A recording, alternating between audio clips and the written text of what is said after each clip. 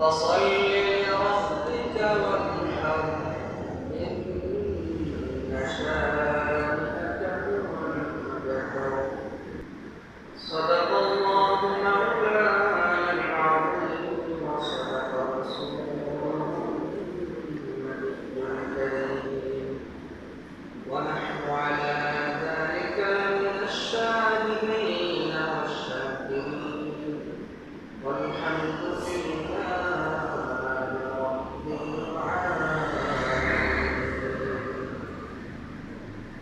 محمد شكرا اللهم صل على محمد وعلى آل محمد كما صليت على إبراهيم وعلى آل إبراهيم إنك حميد مجيد اللهم بارك على محمد وعلى آل محمد كما باركت على إبراهيم وعلى آل إبراهيم إنك حميد مجيد بلغ العلا بجماله كشف الدجى بجماله حسنت جميع خصاله صلوا عليه وآله رہے میرے مسکن حوالی کعبہ بری میرے مدفن دیار مدینہ برق العلا بکمالہ كشف الدجى بجماله حسنت جميع خصاله صلوا عليه وآله أيقظ مرس الفخر يوم شاه مدينة أيقظ مرس الفخر يوم شاه مدينة دخلات مجھے منظر جا مدینہ دخلات مجھے منظر جا مدینہ ای باد صبالے جیسا لم کو مدینہ ای باد صبالے جیسا لم کو مدینہ عاشق مدینہ تمنا جائے مدینہ عاشق مدینہ تمنا جائے مدینہ ای بہر کرم صدق حسین بن علی کا ای بہر کرم صدق حسین بن علی کا کیا چاہ مجھے شربت دیگر پلا دو کیا چاہ مجھے شربت دیگر پلا دو আলহামদুলিল্লাহ আল্লাহ জাল্লা শাআনুর দরবারে পরম করুণাময় রব্বে কারীমের দরবারে অসংখ্য অগণিত শুকরিয়া জানাই যিনি আমাদেরকে গত জুমআ থেকে এই জুমআ পর্যন্ত সুস্থতার সঙ্গে হায়াত দান করে পুনরায় আল্লাহ তাআলার হুকুম আদায়ের লক্ষ্যে মসজিদে আসবার এবং বসবার তৌফিক দান করেছেন। এই জন্য সকলে হৃদয় উদার করে হৃদয়ের মনে কোঠা থেকে উচ্চ কণ্ঠে কালিমাতুশ শুকর আদায় করে বলি আলহামদুলিল্লাহ। হাদিসে পাকে এসেছে কোন ব্যক্তি যদি আল্লাহ তাআলার নিয়ামতে শুকর আদায় করে আল্লাহ তাআলা তার নিয়ামতে তার নিয়ামতের বদলায় আল্লাহ তাআলা এত বেশি নেকি দান করেন সুবহানাল্লাহ ওয়া বিহামদিহি আসমান এবং জমিনের মধ্যবর্তী যতটুকু জায়গা আছে এই সমস্ত ফাঁকা জায়গাগুলি আল্লাহ সুবহানাহু ওয়া তাআলা তার আমল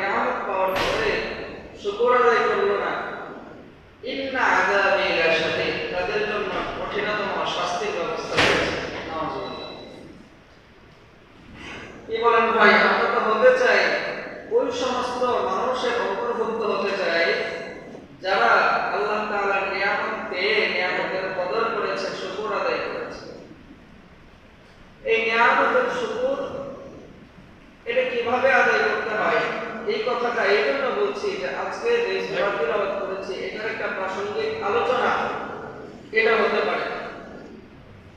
তো নিয়ামতের ব্যাপারটা, নিয়ামত পাওয়ার পরে নিয়ামতের শুকর আদায় করা, আমাদের পূর্ববর্তী মানুষ যারা ছিলেন, আহলে হক যারা ছিলেন, সাহাবায়ে কেরাম যারা ছিলেন, তারা নিয়ামত পেয়েছে, নিয়ামতের শুকর আদায় করেছে, নিয়ামতের কদর করেছে। আল্লাহ তাআলা তাদেরকে ইসলাম কবুল করার তৌফিক দান করেছেন বিধায় এটা আল্লাহর একটা বড় নিয়ামত। আল্লাহ চাইলে তাদেরকে জাহান্নামী মানুষ বানাইতে পারতেন, কিন্তু আল্লাহ বড় মায়া করে মহব্বত করে জাহান্নামী মানুষ তাদেরকে বানাইলেন। কালিমা পড়াই আল্লাহ তাআলা চাইছেন যে তাদেরকে জান্নাতে দিয়ে দিব। তো এটা হচ্ছে তাদের আল্লাহর পক্ষ থেকে পাওয়া একটা নিয়ামত। এই নিয়ামতের কদর তারা যথাযথভাবে আদায় করেছে, পালন করেছে। কিন্তু আমরা দুর্ভাগা, আমাদের পরিস্থিতি, আমাদের অবস্থাটা এমন যে নিয়ামত পাওয়ার পরেও আমরা শুকর আদায় করতে জানি না, শুকর আদায় করি না। শুধু একটা জায়গায় নয়, আল্লাহ তাআলা আমাদেরকে ঈমান দিয়েছেন। এই ঈমান দেওয়ার ফলে আল্লাহ তাআলা ঈমান দিয়ে আমাদেরকে জান্নাতে নিতে চাইলেন। তো মালিক যেহেতু আমাদেরকে ঈমান দিয়েছে, মুসলমান হিসেবে কবুল করেছে, শেষ নবীর উম্মত বানিয়েছে, তো আমরা শরীয়তের প্রত্যেকটা হুকুম, প্রত্যেকটা বিধিবিধান আমাদেরকে আঁকড়ে ধরতে কিসের তো সমস্যা? আমরা পারি না কেন? এটা আমাদের ব্যর্থতা। আজকে আমরা বাংলাদেশে বসবাস করতেছি, আমরা বুঝতেছি না যে আমরা কতটা শান্তিতে আছি। ঈমান, আমাদের দেশের মানুষের অবস্থাটা এমন যে ঈমান এনেছি, আমি ঈমানদার, সমাজে আমি ঈমানদার বলে পরিচয় দেই, এনআইডি কার্ডে আমি ঈমানদার বলে পরিচয় দেই, নাগরিকের সনদপত্রে আমি সব জায়গায় ঈমানদার বলে পরিচয় দিই। কিন্তু আমার ঈমানটা কেমন ঈমান? আমার ঈমানটা হচ্ছে বংশগত সূত্রে পাওয়া, বাড়ির সূত্রে পাওয়া ঈমান। আমার বাপ ছিল মুসলমান, আমি হয়েছি মুসলমান। আমার দাদা ছিল মুসলমান, আমার বাপ হয়েছে মুসলমান। এই বংশের বাড়ির সূত্রে আমি ঈমানদার হইলাম। কিন্তু যারা এই ঈমানের জন্য যারা কষ্ট করছে, বেশি দূরে যাওয়া লাগবে না, সেই ফিলিস্তিনের দিক তাকাইতে হবে না। আপনি আমাদের পার্শ্ববর্তী দেশ ভারতের দিকে তাকান, ওদের অবস্থাটা দেখেন। পশ্চিমবঙ্গে বর্তমান বিজেপি সরকার আসার পরে এখন গরুর চালান নিয়ে যাইতে পারে না, কুরবানির পশু যে জবাই করবে এটা নিষেধ করে দিচ্ছে, কুরবানি করতে পারবে না। অথচ মুসলমানের বাৎসরিক একটা ইবাদত, কত গুরুত্বপূর্ণ একটা ইবাদত। মুসলমান এমন মুসলমান হয় যে সারা বছর গরুর গোশত খাইতে পারে না, কিন্তু কোরবানির সময় আল্লাহর বিশেষ একটা রহমত থাকে, অসুস্থ থাকার পরেও কোরবানির গোশত খাইলে কিছু হয় না।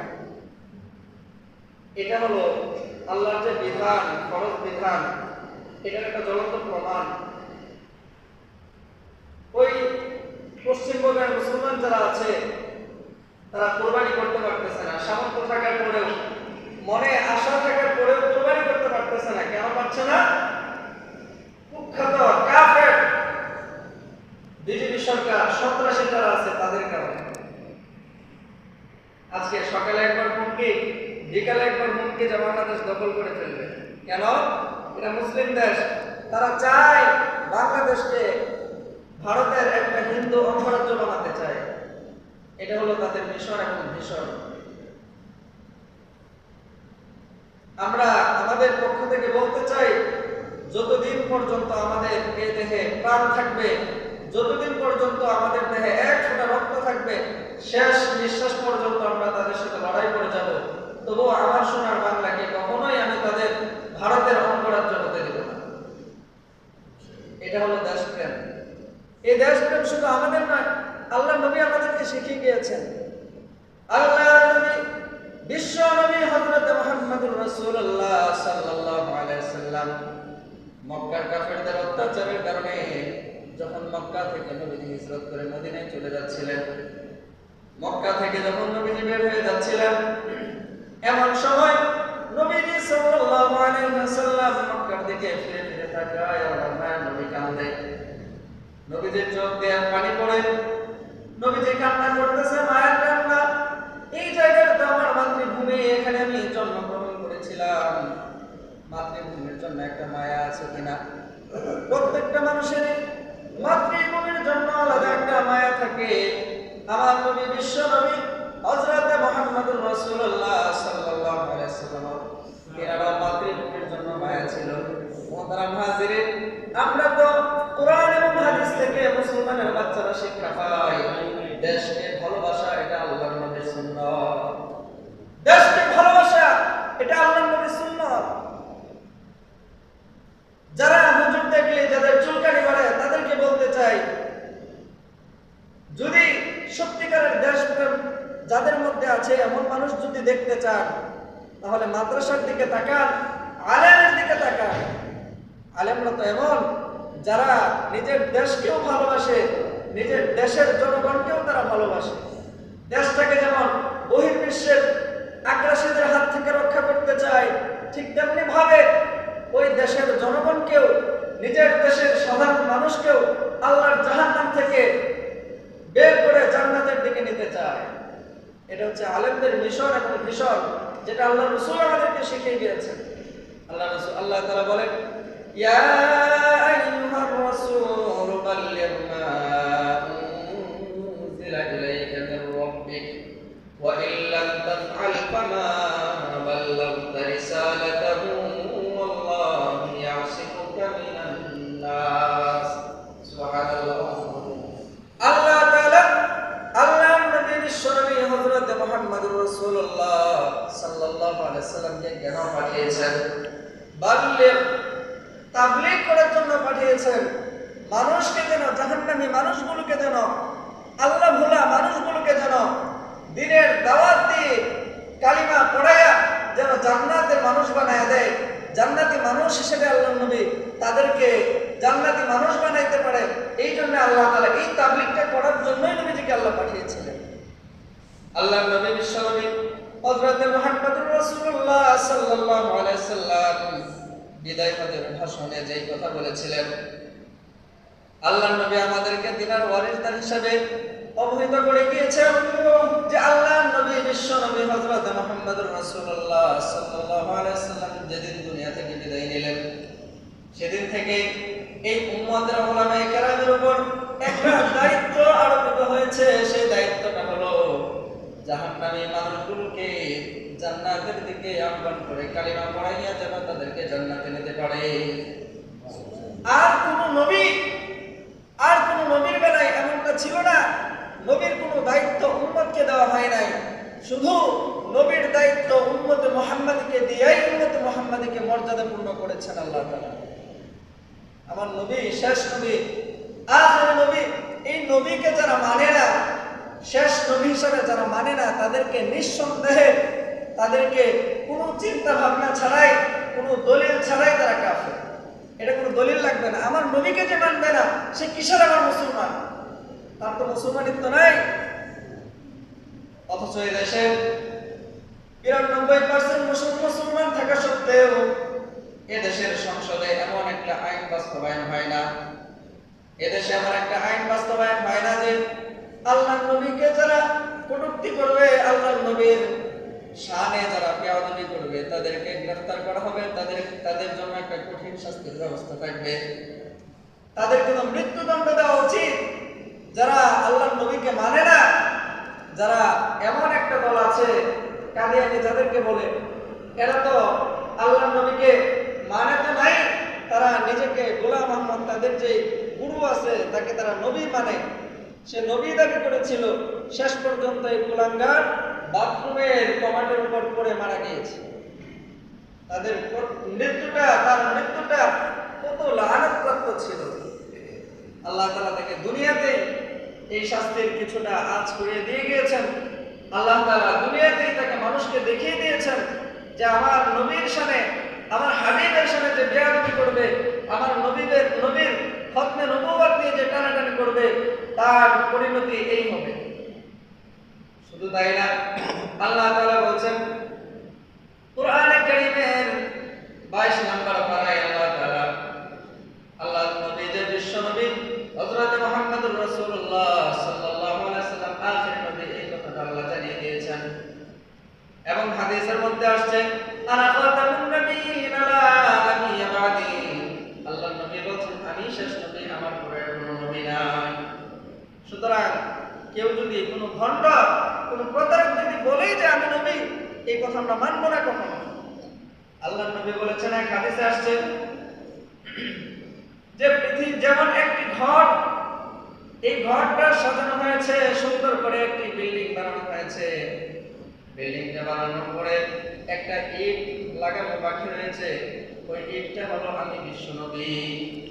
অর্থাৎ পৃথিবীর শুরু থেকে হযরত আদম আলাইহিস সালাম থেকে আমার নবী পর্যন্ত যতগুলি নবী রাসূল এসেছেন, এটা একটা ঘরের মতো, একটা বিল্ডিং এর মতো, এমন একটা বিল্ডিং যে বিল্ডিং এ একটা ইট ছাড়া বিল্ডিংটা পরিপূর্ণ হয় না। আমার নবীজিকে আল্লাহ প্রেরণ করে, আমার নবীকে আল্লাহ দুনিয়াতে পাঠিয়ে সেই বিল্ডিংটাকে আল্লাহ পূরণ করেছেন। সুবহানাল্লাহ।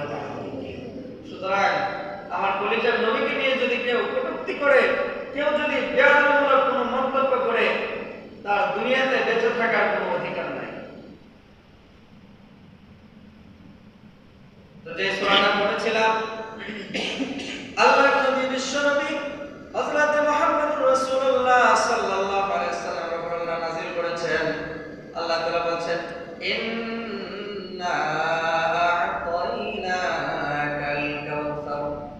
আমার নবীকে আল্লাহ জানায় দেন, ওগো নবী, আ'তাইনাকা, আমি তোমাকে দান করেছি। কি দান করেছেন? কাল কাউসার, হাউজে কাউসার আল্লাহর নবীকে দান করেছেন। মুহতারাম হাজিরিন, যারা আল্লাহর নবীর সঙ্গে বেয়াদবি করবে, যারা আল্লাহর নবীর খতমে নবুয়তকে মানবে না, তারা আল্লাহর নবী বিশ্ব নবীকে যখন আল্লাহ হাউজে কাউসার দান করেছেন, এই হাউজে কাউসারে নবীজি সাল্লাল্লাহু আলাইহি ওয়াসাল্লাম কিয়ামতের ময়দানে যখন তীব্র গরম থাকবে, মাথার অর্ধ হাত উপরে সূর্যটা চলে আসবে, যার যার পাপ অনুযায়ী তার শরীরের মাংসগুলি গলে গলে পড়তে থাকবে এবং তাদের যার যার পাপ অনুযায়ী পানি হয়ে যাবে, পচে পানি হয়ে যাবে। কেউ কেউ এই পচা পানিটাতে হাবুডুবু খাইতে থাকবে, আবার কেউ কেউ এমন যাদের হাঁটু পর্যন্ত পানি হবে, আবার কেউ এমন যাদের কোমর পর্যন্ত পানি হবে। এগুলো পচা পানি। এই যে মাথার অর্ধ হাত উপরে যে সূর্যটা চলে আসবে, এই সূর্যের তাপে মানুষের মস্তিষ্কগুলো গলে গলে নিচে পড়তে থাকবে, মাংস গলে গলে নিচে পড়তে থাকবে। এমন অবস্থায় আল্লাহর নবী বিশ্ব নবী একটা জায়গায় বসে হাউজে কাউসার থেকে মানুষকে পানি পান করাইতে থাকবে। আল্লাহর নবীর প্রিয় উম্মত যারা নবীজির সুন্নতকে যারা আঁকড়ে ধরেছে, নবীজির সুন্নতকে যারা জিন্দা করতে চেয়েছে, তাদেরকে আল্লাহর নবী বিশ্ব নবী পানি পান করাইতে থাকবেন। হাউজে কাউসারের পানি এমন পানি যে একবার হাসরের ময়দানে এই পানি যদি কেউ পান করে, জান্নাতে যাওয়ার আগ পর্যন্ত তার কখনো পানি পিপাসা লাগবে না। এমন পানি। তো ওই সময়টাতে যখন আমার সব থেকে বেশি পানি দরকার, ওই সময় কিছু কিছু মানুষ যখন আল্লাহর নবীর সামনে যাবে, পানি খেতে যাবে, আল্লাহ তাআলার পক্ষ থেকে একটা পর্দা পড়ে যাবে, না পানি পাবে না। কেন পাবে না? আল্লাহ তাআলাকে বলবে, আল্লাহর নবী বিশ্ব নবী তিনি আল্লাহকে সম্বোধন করে বলবেন, ইয়া আল্লাহ, সে তো আমার উম্মত, আমি তাকে একটু পানি পান করাইতে চাই। এবার আল্লাহ তাআলা আমার নবীরা ডাইকে বলবেন, ইয়া রাসূলুল্লাহ, ইয়া হাবিবাল্লাহ, এ তো আপনার উম্মত ছিল ঠিকই, কিন্তু আপনার সাথে গাদ্দারি করেছে, আপনার সাথে বেঈমানি করেছে। আপনি যে দিন শিখিয়ে দিয়ে গিয়েছিলেন সেই দিনের মধ্যে বিকৃতি করেছে, দিনকে অন্যটা বানিয়ে ফেলেছে। আপনি যে কথা বলেছেন সেই কথাটাকে উল্টিয়ে ভিন্ন কথা বলেছে, আপনার হাদিসের অবমাননা করেছে, আপনার খতমে নবুয়ত নিয়ে সে টানাটানি করেছে। তো আল্লাহর নবী তাকে দূর করে দিলেন। এই জন্য আল্লাহর নবী বিশ্ব নবী হযরত মুহাম্মদুর রাসূলুল্লাহ সাল্লাল্লাহু আলাইহি সাল্লাম গোটা পৃথিবীর যত মুসলমান আছে, প্রত্যেকটা মুসলমানের হৃদয়, প্রত্যেকটা মুসলমানের কলিজা, ভালোবাসার সর্বোচ্চ জায়গা হলো আল্লাহর নবী বিশ্ব নবী সাল্লাল্লাহু আলাইহি সাল্লাম। এক হাদিসে আসছে লা ইউমিনু আহাদুকুম হাত্তা আকুনা আহাব্বা ইলাইহি মিন ওয়ালিদিহি ওয়া ওয়ালাদিহি ওয়ান নাসি আজমাইন। লা ইউমিনু আহাদুকুম, ততক্ষণ পর্যন্ত তোমরা পরিপূর্ণ মুমিন হইতে পারবে না যতক্ষণ পর্যন্ত হাত্তা আকুনা আহাব্বা ইলাইহি মিন ওয়ালিদিহি ওয়া ওয়ালাদিহি ওয়ান নাসি আজমাইন, যতক্ষণ পর্যন্ত তোমার সন্তান, তোমার বাবা মা, তোমার স্ত্রী, এমনকি তোমার নিজের থেকে বেশি আমার নবীকে ভালো না বাসবা। আমরা কি মুমিন হইতে চাই?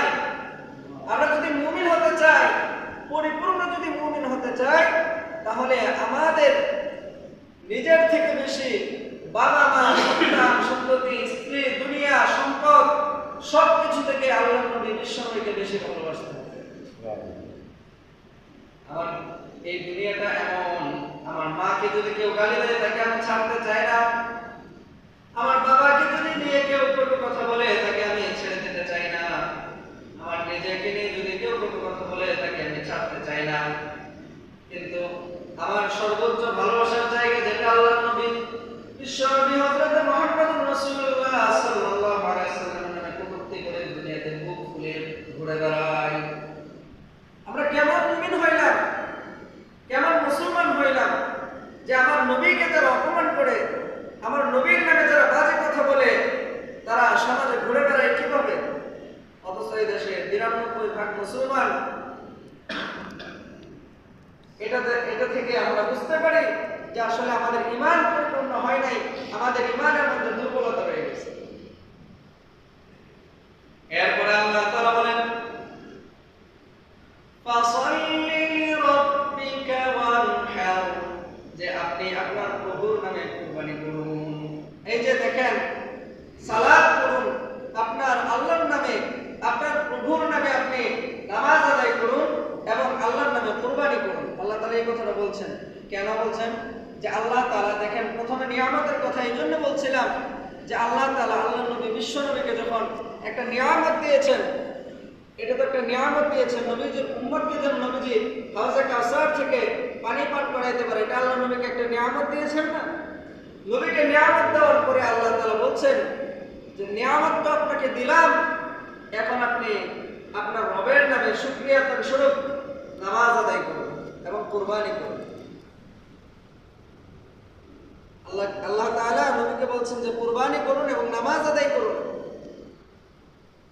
তার মানে আমরা যখন কোনো নিয়ামত আল্লাহর কাছ থেকে পাই, প্রথমে নিয়ামতের কথাটা এই জন্য বলছিলাম, এই কথাটা টেনে আনার জন্য বলেছি যে আল্লাহর কাছ থেকে যখন আমরা নিয়ামত পাই, তখন আমাদের শুকরিয়া আদান স্বরূপ সালাত আদায় করতে হবে, শুকরিয়া আদান স্বরূপ আল্লাহর রাস্তায় কুরবানি করতে হবে। সামনে কুরবানি আসতেছে না ভাই? কুরবানি তো আসতেছে। যাদের উপর কুরবানি ওয়াজিব হয়েছে, যার নেশার পরিমাণ সম্পত্তি মাল রয়েছে, তার জন্য কুরবানি করা ওয়াজিব। আল্লাহর নবী বিশ্বনবী হযরত মুহাম্মদুর রাসূলুল্লাহ সাল্লাল্লাহু আলাইহি ওয়াসাল্লাম বলছেন যে এমন যাদের উপর কুরবানি ওয়াজিব হয়েছে, ওই সমস্ত ব্যক্তিরা যদি কুরবান না করে তাহলে তারা যেন ঈদগাহের মাঠে না আসে। খুশির একটা দিন ঈদুল আযহা, খুশির একটা দিন। এই খুশিতে তো সবাই চায়, একজন শত্রু যদি থাকে তবুও একজন আরেকজনের ব্যাপারে এই প্রত্যাশা কখনো করে না যে ঈদের একটা দিন, সেদিন সে মন খারাপ করে থাকুক, তার খুশিটা মাটি হয়ে যাক, এটা কেউ চায় না। তবে আল্লাহর নবী কেন বলেছেন? আমরা তো এই কথা জানি, আমার মার থেকে বেশি আমার নবী আমাকে ভালোবাসেন, আমার বাবার থেকে বেশি আমার নবী আমাকে ভালোবাসেন, দুনিয়ার সব কিছুর থেকে বেশি আমার নবী আমাকে ভালোবাসেন। আমার নবী যদি আমাকে ভালো না বাসতেন তাহলে নবীজির ইন্তেকালের আগ পর্যন্ত শুধু উম্মতি উম্মতি বলে কাঁদতেন না। নবীজি উম্মতি উম্মতি বলে শুধু কান্না করেছেন। শুধু এই সময়টাতে শেষ নয়, নবীজি আমাদের মৃত্যু নিয়েও চিন্তা করেছেন। হযরত জিবরাইল আলাইহিস সালাম যখন নবীজির কাছে আসলেন, ইজাজত চাইলেন, ইয়া রাসূলুল্লাহ, ইয়া হাবিবাল্লাহ, আমাকে ইজাজত দিন। আল্লাহ তাআলা আপনাকে তিনার কাছে নিয়ে যেতে পাঠিয়েছেন। নবীজি যখন ইজাজত দিলেন, ঠিক আছে আসো, নবীজির রূহটা নিয়ে যাওয়ার আগে আল্লাহ নবী, বিশ্ব নবী, তিনি জিবরাইল আজরাইল আলাইহিস সালামকে প্রশ্ন করছেন যে আমার উম্মতের কি মৃত্যুর সময় এমন প্রশ্ন হবে? হযরত আজরাইল আলাইহিস সালাম বলছেন, আপনার উম্মতরা যদি আল্লাহ তাআলার হুকুম আহকামগুলি মেনে চলে, আপনার সুন্নতের যদি পাবন্দী হয়, তাহলে আপনার উম্মতদের এমন ভাবে জান্নাতে প্রবেশ করা হবে যেমন করে শিশু তার মায়ের কোলে ঘুমিয়ে যায়। আল্লাহ নবী ইন্তেকালের সময় যখন তিনি দুনিয়া থেকে চলে যাবেন, ওই সময় উম্মতি বলেছেন, কিয়ামতের ময়দানে যে নবী উম্মতি বলবেন, ওই নবী তো আমার সবকিছু, ওই নবী তো আমাকে প্রকৃতপক্ষে ভালোবাসেন, তাই না? আল্লাহর নবী, বিশ্ব নবী হযরত মুহাম্মদুর রাসূলুল্লাহ সাল্লাল্লাহু আলাইহি সাল্লাম যখন এই নিয়ামত পেয়েছেন, আল্লাহর পক্ষ থেকে যখন নিয়ামত দেওয়া হয়েছে, তখন আল্লাহ তাআলা বলছেন, ফাসাল্লি লিরাব্বিকা ওয়ানহার, নামাজ পড়ুন এবং আপনার রবের নামে কুরবানি করুন। এই নিয়ামত পাওয়ার পরে আল্লাহ তাআলার শুকর আদায় করতে হবে। আল্লাহ তাআলার যথাযথ শুকর আদায় করলে আল্লাহ তাআলা আমাদের নিয়ামতকে বাড়িয়ে দিবেন। এই জন্য আল্লাহর পক্ষ থেকে যখন আমরা ভালো একটা কিছু পাবো, যখন নিয়ামত পাবো, তখন আমাদেরকে নিয়ামতের যথাযথ কদর করতে হবে। যদি আমরা কদর না করি, তাহলে ওয়ালা ইন কাফারতুম ইন্না আযাবি লাশাদীদ, আল্লাহর নিয়ামত যদি আমরা অস্বীকৃতি জানাই, কদর না করি, তাহলে আল্লাহ তাআলা আমাদের জন্য কঠিন শাস্তির ব্যবস্থা রেখেছে। এজন্য আল্লাহ তাআলার জীবন, সবাই একটা আওয়াজ দিয়ে বলুন তো, এই জীবন কার? এই জীবন কে দিয়েছে? আল্লাহ দিয়েছে। তো আল্লাহর জীবন দেওয়া, আল্লাহর দেওয়া জীবন, আল্লাহর দেওয়া মাল, আল্লাহর দেওয়া সবকিছু, তাহলে এই ক্ষণিকের সময়ের জন্য 2 দিনের দুনিয়াতে আইসা কিসের তো বাহাদুরি? কি আছে আমার জীবনে? আল্লাহ তাআলা যদি চায় আমার মৃত্যু আর একটা সেকেন্ড পরে হবে, কিন্তু গোটা দুনিয়া সম্মিলিত ভাবে যদি আমাকে 1 সেকেন্ড বাঁচিয়ে রাখতে চায়, তাহলে পারবে না। আল্লাহ তাআলা এই কথাটা আমাদেরকে দেখেন কত ভাবে আমাদেরকে বুঝাইতেছেন। গতকাল তো মাগরিবের পরে একজনের জানাজা করে আসলাম না? উনি তো দীর্ঘদিন আপনাদের সাথে চলাফেরা করেছে, কিন্তু থাকতে পারছে দুনিয়ায়? পারে নাই। এই কথাটা দুনিয়া, আমরা দেখেন কত জিনিস থেকে আমরা শিক্ষা নেই। যেখানে আমাদের বিপদ আছে, একবার যাওয়ার পরে নানা বেলতলায় একবার যায়, 2 বার যায় না। তো দুনিয়ার সব জায়গা থেকে আমরা শিক্ষা নিতে পারি, কিন্তু আমার সামনে আমার বাবা চলে গেল, আমার সামনে আমার ভাই চলে গেল, আমার সামনে আমার আত্মীয় স্বজন চলে গেল, এই কথা থেকে তো আমরা শিক্ষা নিতে পারি না যে আমরাও তো দুনিয়া থেকে চলে যাব। আমরা শিক্ষা নেই, এটা শুধু মুখে মুখে বলি যে আমরা শিক্ষা নিয়েছি, কিন্তু প্রকৃতপক্ষে আমাদের আচার আচরণে এই শিক্ষাটা ফুটে ওঠে না। যদি আমরা আসলে সত্যিকার অর্থে যদি আমরা এই শিক্ষাটা গ্রহণ করতাম, তাহলে আমরা যখন আমাদের সময়, আমরা সব সময় চলাফেরার ক্ষেত্রে আমরা এই